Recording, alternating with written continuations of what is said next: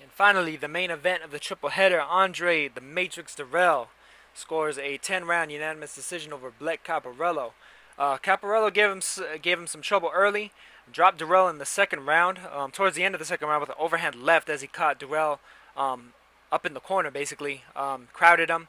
And I'm actually kind of surprised that Caparello didn't press the action a little bit more and try and basically press Dirrell, trying to make him uncomfortable. It seems like that's the way that Dirrell's been beaten in the past. You crowd him, pressure him, try pull off the pressure bust pipes, go in there and basically make it a roughhouse type fight.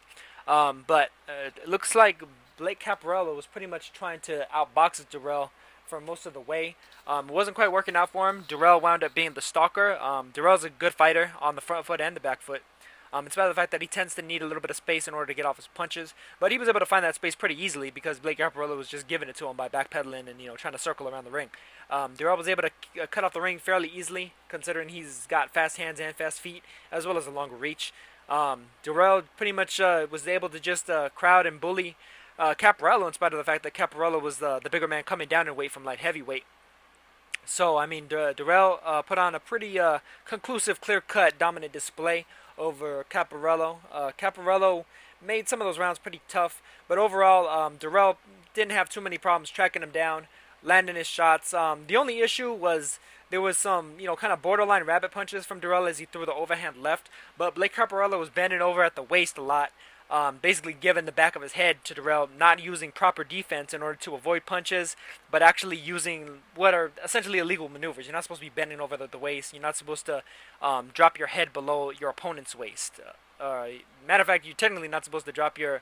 I think it's actually even higher than your opponent's navel that you're not supposed to put your head. But regardless, I mean, it was incidental.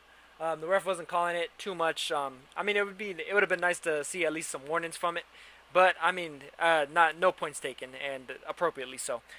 So Dirrell comes through with a dominant decision.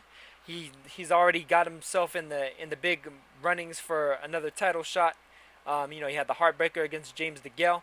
DeGale, of course, is fighting Porky Medina later tonight on the card that also has Badou Jack on it versus Lucien Bute. The Dirrell brothers are both looking to get title shots once more. Maybe they could do it on the same card once again.